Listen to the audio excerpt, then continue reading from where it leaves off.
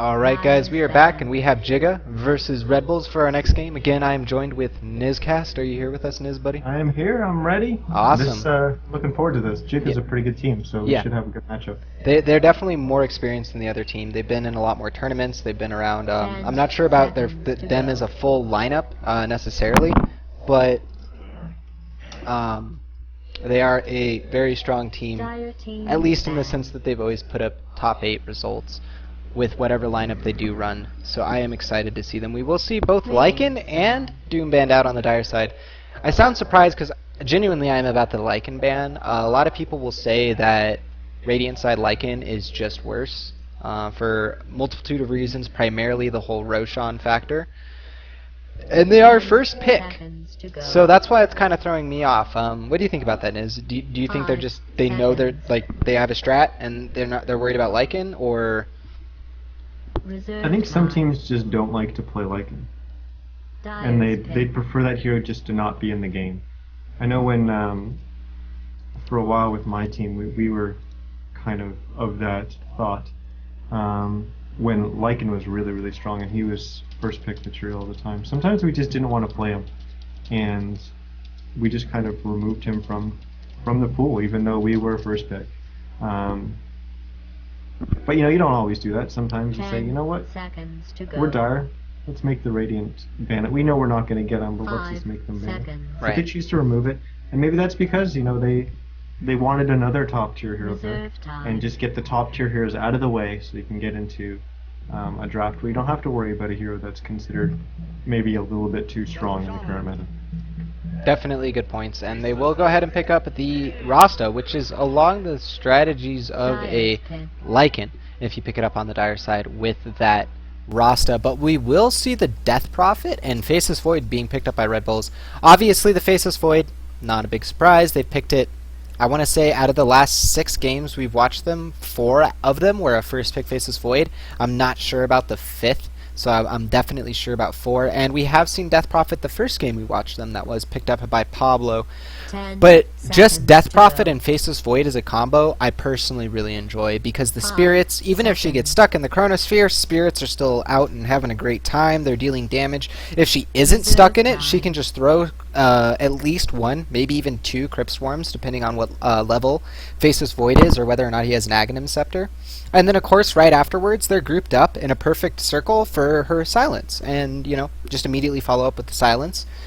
And you've got 5 seconds of hard CC and then 5 seconds of silence that easily line up each other. Yeah, absolutely love Death Prophet. She's one of my favorite heroes. Wow, we see an Enchantress picked already as well. Interesting to see what they're going to be doing with that.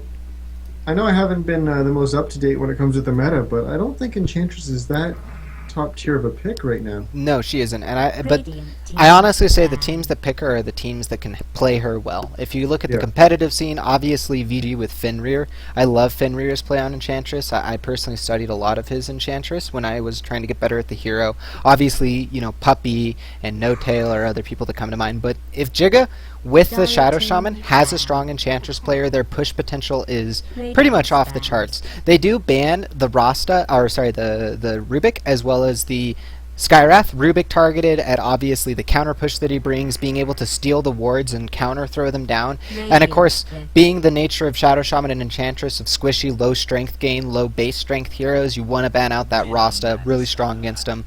Wraith King and Razor, the ban outs for for Red Bulls. Obviously, heroes they just don't want to deal with. They want to be able to kill all of the heroes in the fight, and if you have to worry about a Razor who picks up a mech early, or a Wraith King with that Aegis, it just adds a layer of complication to the team fight that they don't want to deal with. They just want to Chronosphere and kill, and with the Venomancer pickup, Death Prophet ult plus Chronosphere plus the Veno ult is going to deal a ton of damage, not only within the duration of the Chronosphere, but obviously after the Chronosphere as well, because it's going to be hard to disengage once that fight has started. Yeah, Veno's just a great pick here. It's good at zoning out an off-laner.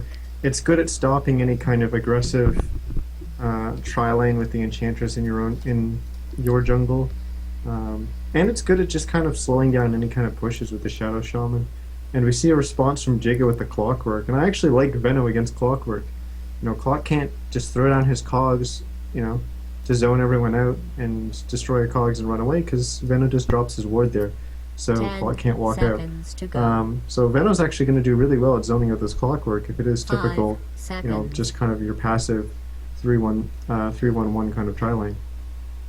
Reserve time. Yeah, no, I definitely agree with that. And honestly, that's one thing. The thing you bring up about the Veno, I think, is a very important point. The wards can obviously block pathing, which can be incredibly strong. Not only with the cogs that you speak of, but obviously within the trees as well. So there's multiple applications to that.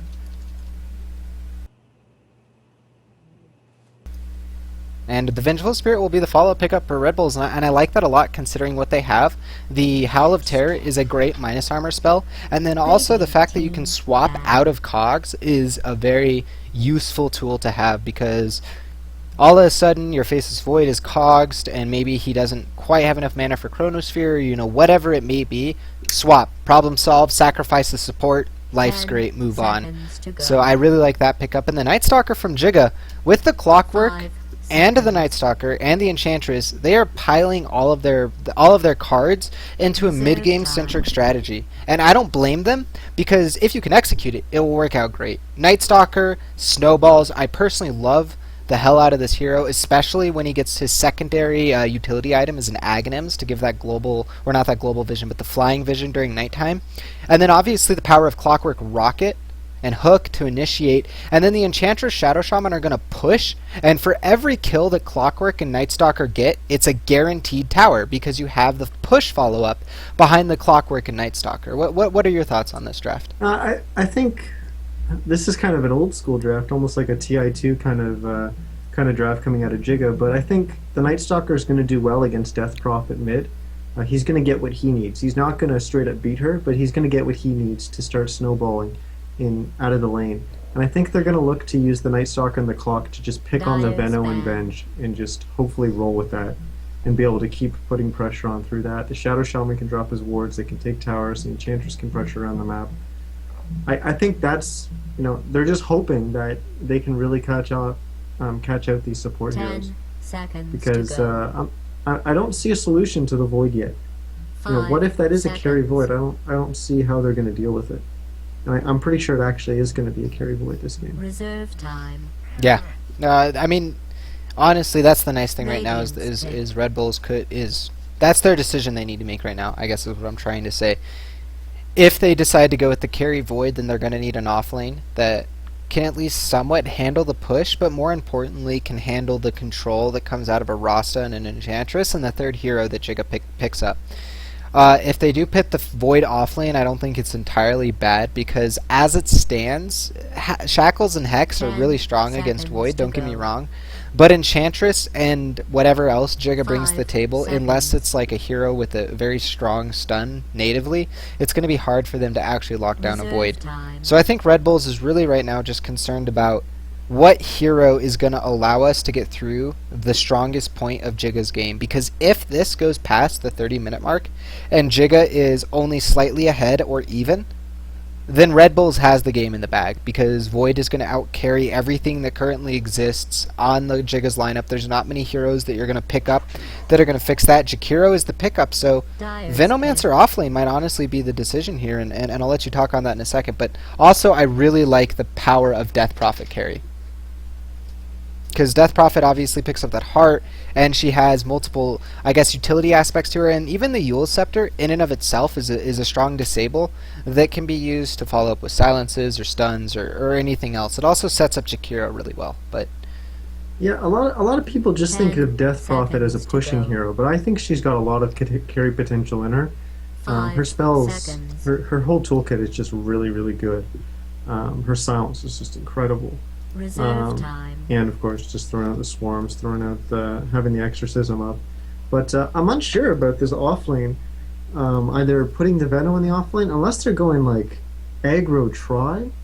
Well, what you do is you go solo Veno off, and you just level up the wards. And because Radiant side is shorter, I've seen this done a lot of the times on Dire side because of the weakness of Dire side offlane. You just spam wards and shut down a melee carry. But in this situation, it's going to be pretty easy for Venancer to stand about 600 units away from the tower and then just spam a ward off to the right side to see the vision of the ganks. And then he just uses the wards to last hit. And then Veno gets levels, gets farm and experience in a non-committal situation, if that makes sense.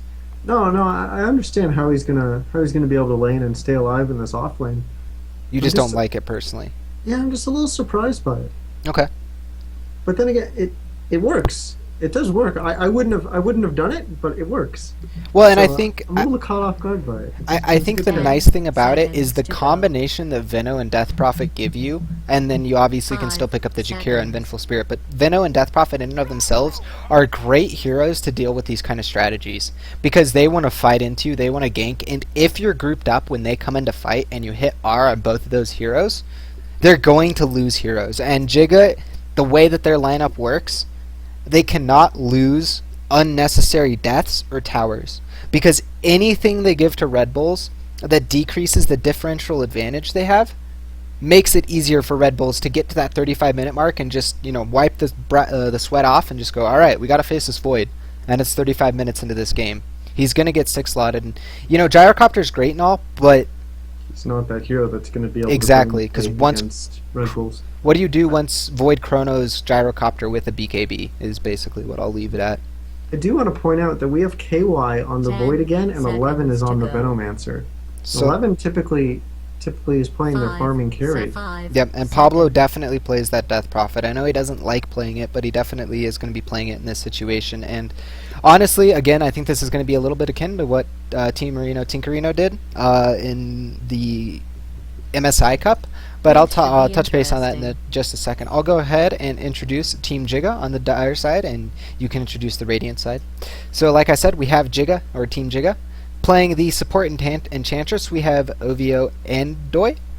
We have just Beyonce on the Night Stalker mid. Ramadesel Telegonzalez the second on Gyrocopter. She's All That on the support, Rasta, aka Shadow Shaman. And finally, JNS as the off-lane Clock Twerk. On this Radiant team, the Red Bulls, we've got 11 playing the Venomancer. We've got Fury and Picker playing the Jakiro. We got Pablo playing the Death Prophet. We got Boobsies on the Vengeful Spirit. And KY back on that Faceless Void.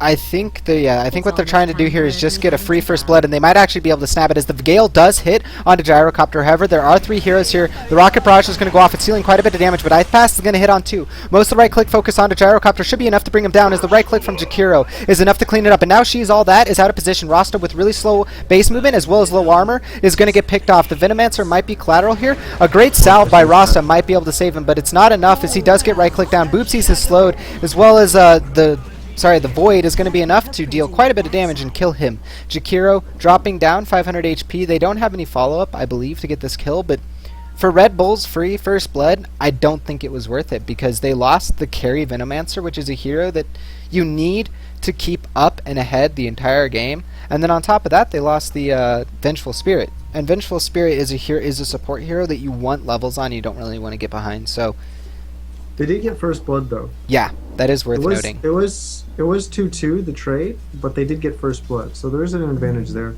I think if you actually watched that engagement, you saw the Radiant team, the Red Bulls, they actually positioned themselves very well to kind of bait that gyro in, and then they initiated on the gyro in it, and Jigga looked like they actually had a pretty good positioning in that team fight, and they were looking to turn it on the Veno.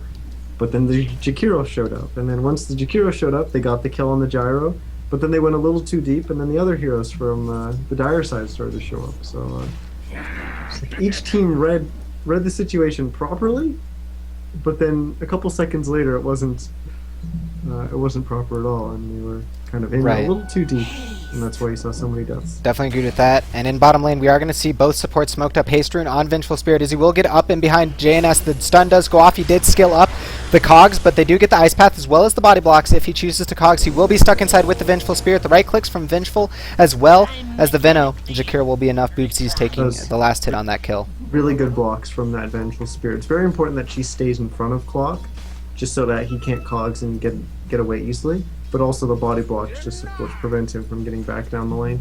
But that was really well played by the bench. And Jigga's going to respond back here. They do have the smoked up Enchantress as the Shackles goes off onto the Faceless Void. He does have the leap, so we'll see if he uses it. He does, but great positioning from the Enchantress. She puts her creep in position to where he is going to leap, being predictive instead of reactive. And nets that kill solely from that movement. Great play by the Enchantress. That Hellbear Smasher just kind of walked in, gave him the clap, and that was enough to keep him slowed and get the kill. Yeah, I really want to emphasize, because I know you saw it, but to the stream, that Enchantress put the creep in position ahead of time, because or in front of where Void was, because he was going to be there from the leap, and the Hellbear animation is really slow, as well as the movement speed. You know, if I click on it, 320, pretty low right now, and so you really do need to be predictive with your creeps, or be very efficient with chaining your abilities to get off those Centaur Stomps and Hellbear Smashes. Bottle is picked up on Pablo as he's going to start crowing that back and forth. It is 244. We will see the courier upgrades in just a second, and that will mean he'll be able to crow even harder. He is probably going again for that Quakefa build that we've been seeing a lot, or Quakefa's been the one really touting it and getting behind it, which is that max Crypt Swarm build.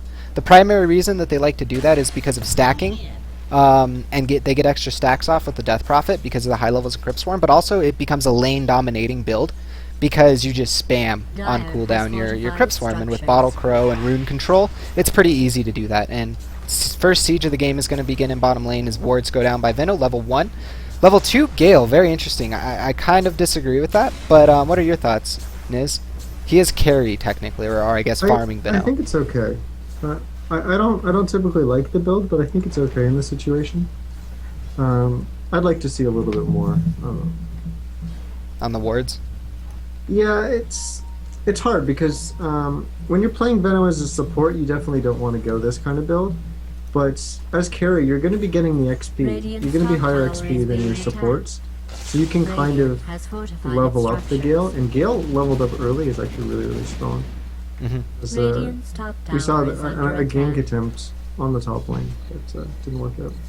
Well, both lanes are just going to go into straight push mode, as you were saying. They did kind of attempt that gank. The Enchantress saw that it was an opportunity, and she just goes straight into pushing, brings that Alpha Wolf with her. Something else that a lot of people don't really pay mind to. That Alpha Wolf is giving a total of a ton of damage. And Night Stalker, yes, he is coming in. He has a haste rune bottled up. It is nighttime. But instead, he is just going to TP bottom Clockwork level 5 and the Night Stalker level 5. So they could turn this around here as Clockwork is running up. They are going to try to go on and Void onto the Venomancer. He dropped really low. Stun as well as Dual Breath onto the Clockwork. He's dropping low, but it's not going to be enough with the Rocket.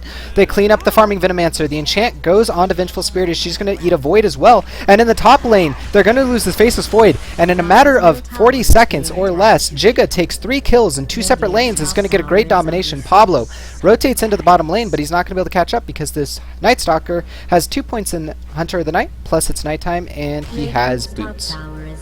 Great execution there, and honestly, sorry to prevent you from talking, but it looks like Gyrocopter might get caught out as well, as Void does leap forward, but they don't have complete confirmation. They're pinging it out. Avenge does cut him off, as Niz is saying, with the Howl of Terror as well as the right clicks. It might be enough, but Vengeful is going to eat a ton of damage from that Rocket Barrage, but now she's all that, maybe overextending, attempting to save his Gyrocopter. The leap does come off cooldown. No mana for any spells. If there's a bash, it's a guaranteed kill. Second hit, no bash. Third hit, no bash, and it doesn't look like Boopsy's going to be able to get in range, and the Rasta will get out of range there. So a little bit of RNG helping him out there, but Andoy in a little bit of a weird position here as he was caught on the other side of the river. I didn't quite see that. Bash does hit that time as well as the stun, and now with the tornado going off, it's actually quite a bit of damage. They don't realize how much they're actually taking from this. The Gyrocopter call down comes down as well, with the Void doing quite a bit of damage. That will be the end of the Night Stalker. Void does follow up onto the Venomancer, and Night Stalker, or sorry, Gyrocopter will net that kill, and now 9-5. And this early game push, gank, tempo control lineup that Jigga is running is working out really well. I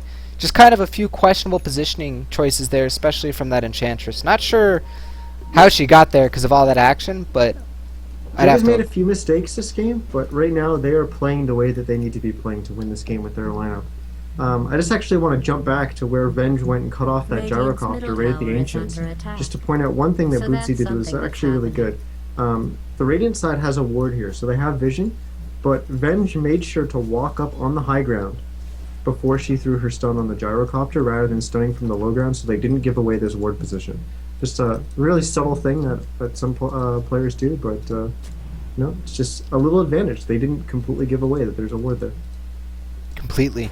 And we do see another smoke gank coming out of Jigga here. They have a Satyr with this, as well as the Enchantress. They're going to get 2 very strong wards down, and with the combination of this trio of wards, they're going to have complete control of this side of the map right now, and they're just going to pressure that by taking mid T1 and this bottom T2, or top T2, and actually in bottom lane I'm going to miss another kill as the Clockwork and the Night Stalker with the DD are going to combine up to get a kill on the Vengeful Spirit, and that free pick is just going to make it a lot harder for Red Bulls to deal with this pressure because they just lost a hero, and you know, they can't really defend this, so now they're forced to kind of try to trade, but they're not going to be able to really get a trade. They do TP in 2 heroes here, maybe even 3, as the Vengeful Spirit and the Death Prophet come in behind the Venomancer to stall this push, but the T2 is already down to 272 health, and this is just where Team Jigga is going to dictate the pace, and it's going to be about, honestly, Red Bulls reading the situation ahead of the time. Back to that whole reactive versus proactive thing. They need to be where Team Jigga wants to set up before they're set up. Otherwise, Team Jigga is just going to chain them one by one with the Night Stalker. Are we going to have a wraparound on mid here? It looks like it. No. They're not quite sure about where Bullz is. However, with all 3 heroes converging here and the courier running by, and just Beyonce is going to be able to get vision on it. They might try to go for the courier, but they don't. Bullz is going to be locked out here as the call down does go down to get vision, as well as the rocket barrage is going to be enough to get the kill. With that TP in, it's going to get cancelled. They're not going to be able to defend this tower at all. And She's all that, farming up top, getting his level 6. He's about 100 experience away, does pick up the arcane boots. Pablo, though, in the trees, ready for a good counter-initiate here. The Void does have leap level 2, so he's not going to be able to quite get in range. He goes for the Chronosphere, doesn't get it off with the Void, and the Silence is going to be enough to stop it, but the Night Stalker still does go down. However, they still have Chronosphere, so this is where Radiant needs to press the action, because they have an ultimate that they can do something with, as well as the Death Prophet ulti still running. Jigga, making a good decision, however, are going to go for that top trade, and with the tower really low HP, it's going to be quite an easy trade. Look, even with that kill, you know, Jigga's going to be pushing top. So they're going to get a tier 2 out of this. So even though Red Bull's got a kill, they're still not even going to get the tier 1 mid. They've lost their Jakiro solo bottom against the Clockwork, and they lost their tier 2. Well, and on top of that, they're set up right here to go on this immediately. The Chronosphere does hit 3, but they don't have any follow-up here besides the Crypt Swarm and right clicks. They will get the Rasta, but that's it. As the Gyrocopter turns and starts to activate the Rocket Barrage, there's quite a bit of damage to the Faceless Void. The Enchantress is in the background creating havoc as she has 3 points and Untouchable. It's going to be almost impossible to focus her within the Chronosphere without spells, so they need to use their spells to kill her. You cannot kill an Enchantress that is maxing Untouchable with right clicks. You will have a very bad time, to say the least. And now the push is being put in the other lane, and you know what? Red Bulls didn't even get that tower. They only got bottom tower. So now it's going to become a 2-for-1 trade for Jigga. He's ready to join in on the fight. He still has hookup. He was actually able to solo that Jakiro bottom without using hook. And now actually just Beyond's going to get caught out with the Sun, followed by the Ice Path, dealing quite a bit of damage, but he turns immediately with both of his spells, picking off the Vengeful Spirit. The Void will leap in, but does get immediately called down. The hook into the background gets onto Pablo. He's down low. The Battery Assault dealing quite a bit of damage. As Niz is saying, there is no cogs up. He does have it now, and the Battery Assault only level 2, but that max level Rocket Flare is still dealing a ton of burst damage, and they will net this tower with 2-for-1. And I think it's important to note that the Radiant team initiated that fight, which is why the the Night Stalker went down. But even with them initiating, they got the worst into the trade. They lost a tower and they lost 2 heroes, and one of those was the Void, and the other one was the not the Death Prophet, sorry, the Vengeful Spirit. Yeah, Clock used his cogs a little bit at the tier 1, and I'm not really sure what he did. I actually saw it a little off screen, but I'm not sure if he was using it to zone someone out or he tried to trap someone and missed. But because he used his cogs there, when he hook shot it in, he wasn't able to use his cogs again. Had he had cogs there, they probably would have ended up with 1 or 2 kills there. So it's actually a little lucky for Radiant side that Clock actually didn't have cogs up. Definitely worth noting, and the final T1 is going to get pressured here by the Radiant team, Team Jigga, as they do have wards up. They have 3 heroes here, about to be 5 as the other 2 are rotating over, but they will just drop the Serpent wards and this tower will fall really quickly. Red Bull's immediately recognizing the situation and attempting to get a trade here, which is the smart decision, but just Beyonce is in position from behind. He does pop the ultimate. So they will have decreased vision, which makes this next fight very hard for them to engage. The Rasta will get in a great position, gets a great aftershock, hits 2 heroes. Call down going to fall as well. And they will use the Chronosphere on 1 hero in the background. It's just the Night Stalker, and he is actually going to survive the Chronosphere. He has 7 wand charges, does not need them. He actually just won, now he uses it, and the Urn charge to heal him up. But in the background, we're going to see the Gyrocopter using the Rocket Barrage, cleaning up 2 heroes. Faceless Void drop down to 274 health, and we see the hook into the background by the Clockwork to get the Venomancer, and he's going to get finished up as well. And that is 3 heroes for 1 tower. Sorry, yeah, 3 heroes, 1 tower for 1 tower as Red Bullz gets counter-initiated on, and they're getting controlled here. Jigga is playing really, really well there. Not only did they drop the roster wards on bottom, so they got that tower, then they were able to engage on mid. Gyro even got the deny on the tier 1 tower. And then they went in. I don't even know how Gyro didn't die there. I thought for sure Gyro was going to fall over, but the Enchantress managed to keep him alive. And they walked away with 3 kills, and they didn't really lose anything. They lost their tower, but it was a deny, so they're even gaining an advantage on the tower front. Well, and honestly, I like to point out as well that he did have his, well, now a full BKB, but yeah, that Ogre Club and the Wand was just amazing in that situation. And the Night Stalker as well, both of them just using their wands at the right time. And Jigga pushing the fights to the limits is the way I like to phrase these situations. They're just getting that extra 20 HP out of their heroes, and with that 20 HP, Night Stalker got an extra Void off, an extra Silence off, and that just it adds to the frustration for Red Bullz, right? Because how did that Void, or how did that Night Stalker survive? How did that Gyro survive? And now they're really going to have to come to grips with themselves, and this is where it becomes a game of not against your opponents, but against yourselves, because you need to get out of these frustrated mental situations and start to predict the enemy team and make movements that control them rather than let them control you. Roshan will fall during this as well. Yeah, now this is gonna hurt them even more, because I think they had a good idea that Roche was going on, but they can't fight that right now.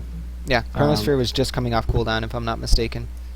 Well, even with all their ults, you know, like, they're just too far behind. There was a lot of farm to be had in the lanes. They unfortunately just kind of have to sit back on that and then kind of just play defensive here and hope that Jigga makes a play that unfortunately throws away the Aegis. I don't think you're going to see Gyro running in immediately and throwing away the Aegis, but you know, they gotta hope for something. Maybe this Night Stalker gets a little too ballsy, goes a little too deep, and they get that. But they will throw down the roster wards onto this tower. Sorry to cut you off, as this tower will go down pretty easily, and honestly, it's not much going on there if you want to finish your thoughts. No, just unfortunately right now they have to hope that Jigga makes a mistake. They try to push their advantage a little bit too hard, and then Red Bullz capitalizes on it. And they definitely have the team to do that. We talked about counter-initiate last game with dealing with the Void and stuff like that. And as we see action going on middle, but the Void just can get away.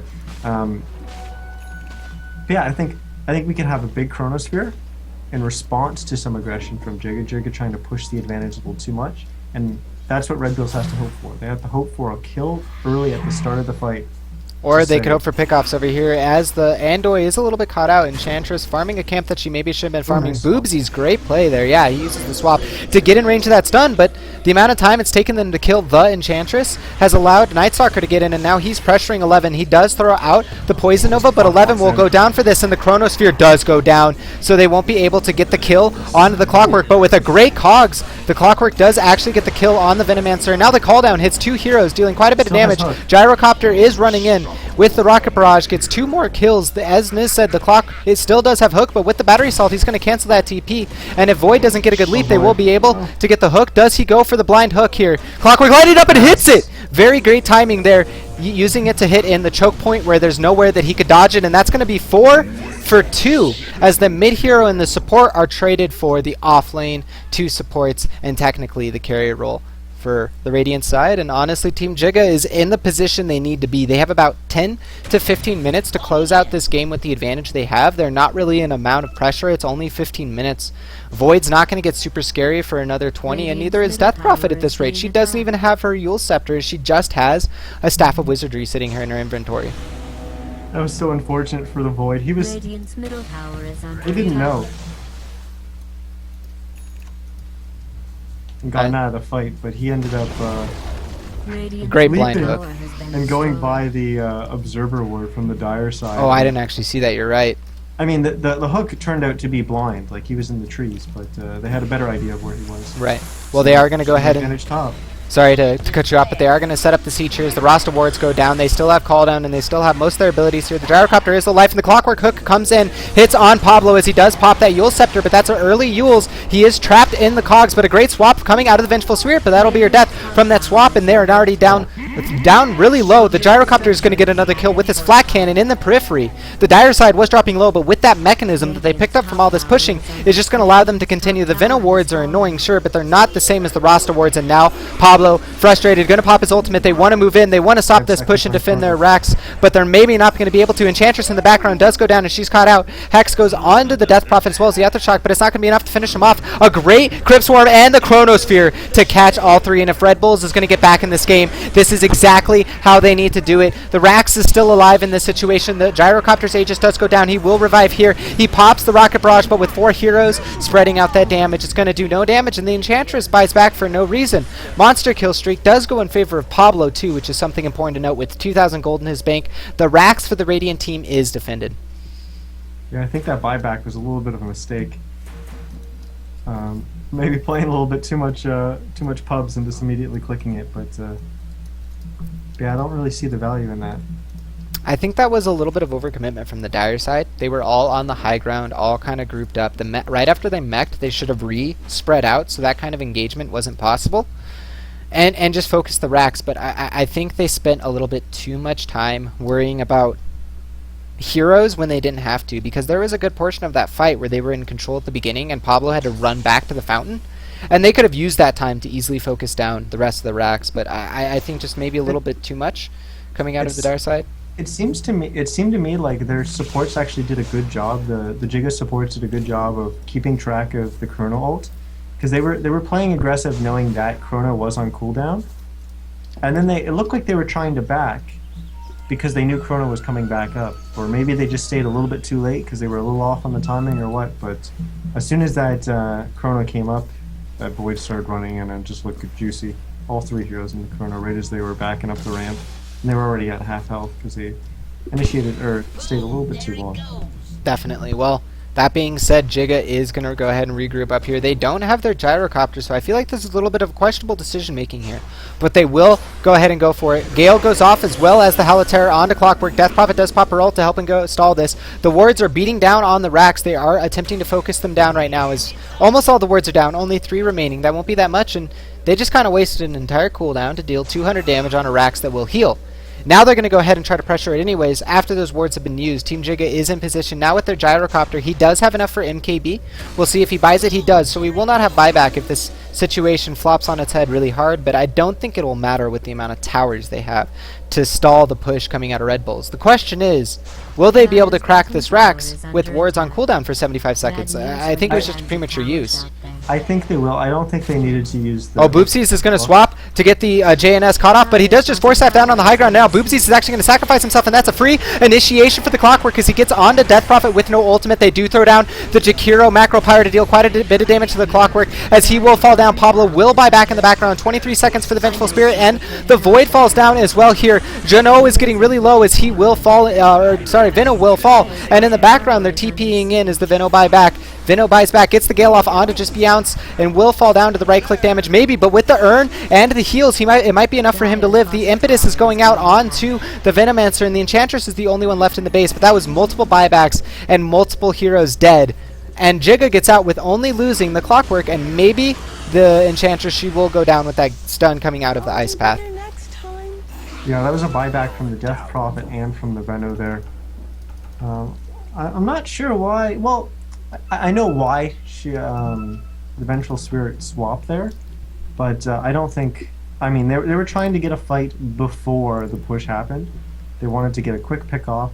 Unfortunately, Clock isn't the right hero to do it, to try and pick off, because he's had his 4-staff for a while, and he's a pretty big Clockwork. He's almost exactly done his Egg Scepter as well. But I think if they had waited until the creep wave had come, I think Red Bullz would have been in an even worse position. No, they didn't have Exorcism. Yes, they had Chrono, but without Exorcism, it's going to be a real tough fight. And it was fortunate for them that Jigga actually pushed a little too far, almost going all the way to the fountain there. And I think that's the only reason why they didn't lose their 2 racks. Had Jigga just played the played an objective there, I think they would have walked away with 2 racks. We would have got a lot less kills, but. Well, we are going to see the Radiant team smoke up here as they're tired of taking this fight in their base, where if they lose the fight, they lose their racks, so they're going to go out farther. They're going to fight outside of it as JNS does get the Yule Scepter up into the air. They do get the silence as well as the Gale, but what a beautiful Force Staff going over that ravine to get into the Ancients. JNS definitely thinking heads up here is Team Jigga is not shaken by that play coming out of Red Bulls, and honestly, that's kind of one of those situations where you jar back to throw a really strong punch, and when you miss, you're kind of like, uh-oh, what are we supposed to do now? Because that smoke ink was supposed to stop the next push that's coming and stop them from getting the timing they want to set up these racks, but now they don't have buybacks, and now they don't have that option again. Yeah, I think what Red Bulls would really like here is for Jakiro to get the next 400 gold that he needs to finish his mech recipe. I feel like that would do a lot in the team fights. Jigga's had this mech on the Enchantress for quite a while, and I think if Red Bulls gets one of their own, I think that could do a lot. Just that little bit of health. A lot of these fights have been really close, and they've been kind of dragged out. And people going a little bit far for kills and stuff like that, just trying to really win their team fight. I think that mech could do wonders for them. Definitely, and next Roshan is up. Did forget to mention that as he did respawn, but the Dire team, straight back into it. They had it timed, and honestly, with the MKB up on Gyro as well as that casual Morbid Mask and all the earn charges on Night Stalker, this is going to be free, and there's nothing the Radiant team can do about it. They may be pinging it out now, but as you can see, the map control for them is radically constricted by the Dire side. Yeah, they know, but there's no way you can leave your base at this point in the game. You've got a little bit of vision out on the map to kind of see a little bit of rotations, but most of those are just so that you can hopefully position yourself better for the upcoming team fight. And I think Dire side is going to go ahead and go for the push here. I think it'd be a smart decision for them to just go ahead and fake push middle, get them to respam the wards on the middle lane, and then go ahead and set up top. And it looks like that's what they're going to kind of do here. Veno does use 1 ward, but already is on to this. No, he doesn't. He immediately sets it back up in the other lane. And that will help stall this out, as they do have the... No, never mind, the Invis rune on it. The Night Stalker's going to get immediately used, but the Chronosphere hits on 4 heroes as the Clockwork actually hooks into the background and stops the support from reinitiating. They only lost the Rasta out of this initiation, and they do have the Gyrocopter running in, and remember, he does have that MKB. He's cleaving through the Radiant team as 4 heroes are dropping down really low. The damage is just absolutely insane coming from him, and yeah, they did get that great Chronosphere, but right now they have nothing to follow up and stop this push as the Jakiro falls to a great rocket snipe by the Clockwork. The Dyro does lose his Aegis as he is going to respawn here. They're all low life. The hook misses from the Clockwork, but the Rax is now exposed, and they're not going to be able to stop this siege. Maybe they will. The Jakiro buys back, but the Rasta is back in position, uses those wards. He did buy back to get this in position. The Gale goes off onto the Night Stalker, and he's just going to go ahead and back up and heal up while this is going on. The Gyrocopter going to continue to beat on the Rax. He does have another flak cannon currently being used, so this will help zone them back. All of the heroes are dropping, though. The call down is going to hit one. No, just one, not the other one. And Gyrocopter will get another double kill, and he's just getting them one after another with his flak cannon as well as the rocket barrage. Pablo gets held up by the shackles and then the ether shock to finish him off, and top Rax will fall. This will probably be Dire's key to exit, and they get a Rax, and this is exactly what they needed. They have about another 10 minutes before they're really going to have to start to sweat as far as what Radiant's lineup really comes online with the Void in the late game. But again, I just think a lot of that fight came down to the fact that Gyrocopter is... Sorry, the rest of the team around Gyrocopter is big enough that Gyrocopter with his MKB just sits back and attacks a building with flak cannon, and everything falls apart because you can't get to the Gyrocopter without diving past a Clockwork and a Night Stalker, and you never want to do that, especially considering he'll just pop rocket barrage when you get close to him. It's going to sound a little strange, but I think that went really well for Red Bulls. They lost their top racks. They used a buyback. It was the one with the mech, so that is something to think about. But yeah, sorry, go ahead. Yeah, they lost that. But they didn't lose too hard. That fight was actually pretty close. You had Rasta buyback as well. You burned through the Aegis. I think Rasta bought back, didn't he? Yes, he did. Sure Yes, he did. He did to get those wards off.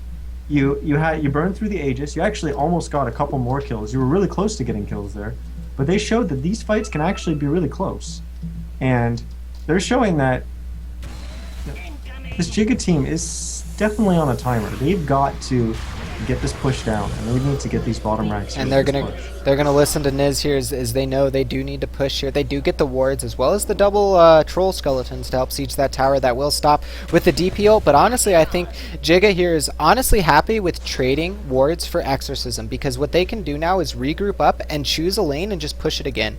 And without exorcism, sure, you're not gonna have wards, but exorcism does a lot more for your team than Rasta wards does at this point into the game.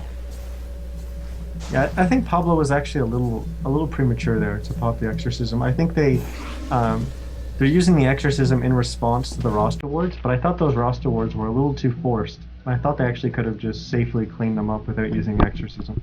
But by popping the exorcism, you make sure that the Dire team backs up. By doing so, you buy yourself a little bit more time. Well, and this is where, honestly, I really want to see Jigga take advantage of it. They know that the ulti's on cooldown. Yeah, you stalled them for now, but you used one of the cooldowns that you're going to need to defend your base, and Jigga is aware of this. They have 54 seconds to execute this push before that ultimate comes back online. They still have access to Chronosphere, Macropyre, and Poison Nova, so this is going to be a tough fight still. Nightstalker pushing in the top lane to apply extra pressure. They do clean up most of these Venom wards here, as there's only one left, and now on the high ground is Team Jigga in the middle lane. They're going to start doing quite a bit of damage to this tower. The hook does go off and immediately hits onto 11. They're going to throw the call down as well as the flat cannon, but the Chronosphere hits 3 heroes, and it's going to deal quite a bit of damage to the Rasta. He might be able to get his wards down. He does get the Hex down. They get the Void, and that's 2 heroes down. And the Gyrocopter is still up, but Clockwork again deep into the base, hooks in with the Cogs, is going to use that push, and with that push they're going to be able to get Impetus as well as Void, and that's the death of Pablo. They do not have buyback on any of these heroes. The only one who has buyback, actually it is Pablo. They do have buyback on him, as the Enchantress does go down to the poison ticks, but that's not going to be enough to win this fight, as the Rax is still following, and Hook again coming out of JNS as he gets onto 11. 11 is going to fall from splash damage, I believe. Yes, there it is. He does buy back immediately as the poison damage is ticking down the Dire team, but they're just going to continue to push as they know they can just keep doing damage. The Nightstalker may fall for this, but he does secure the death of this tower. They do get the urn onto the Gyrocopter, which is going to allow him to continue to fight. He did pick up his Satanic during this, so if he does get a few right clicks off with that Satanic active, he will be full life. But Pablo is going to call the GG, and that is the end of the game, as Team Jigga is able to execute their strategy and win this game. Honestly, great play by Team Jigga, just dictating the pace of the game, the tempo of the game, and using the assets of their lineup to control the game. And Red Bulls, for better or for worse, they kind of not collapsed under the pressure, but they were just unable to become predictive and dictate the pace of the game and take Jigga where they wanted to take them, and were ultimately choked out by virtue of the Clockwork and Nightstalker just applying so much pressure, and obviously the Gyrocopter in the background. So your thoughts on that, Niz? Yeah, Red Bulls was close. That last team fight didn't look close at all, and it certainly wasn't, because Jigga had really good initiation, starting with the Clockwork. The Chrono from the Void was actually really good in response, but Gyro got his BKB off, and they weren't able to capitalize it because the initiation from the Clock was so good. So that fight didn't go really that close at all. But I think Red Bulls could have really held on. If you go back and you look at the first, 10 or so minutes of the game, I think they gave just a little bit too much to Jigga, and Jigga was able to snowball just a little bit harder than Red Bulls was able to hold on. But yeah, that was a great game. There's a lot of action in that. That was fun to watch. Well, definitely. I agree with you, Niz, and I agree with your points. Again, if you're enjoying Niz's commentary, please check out his Twitter @NizCast, and of course his Twitch TV/NizCast. If you guys are enjoying the stream here, or me myself, or me and Niz, please follow this stream as well as my YouTube and my Twitter, as well. I'll keep you guys updated there, as well as be posting the VODs for you guys to watch later. Again, we will be getting into our next game. I'll be putting on the waiting screen as well as some music for you guys. We will probably follow Jigga into the next round because they played well, and I'm excited to see how they do in this tournament. But I will keep you guys updated with the title as well as the waiting screen. So thank you everyone for tuning in. Press the follow button if you haven't, and we will see you guys in a few minutes.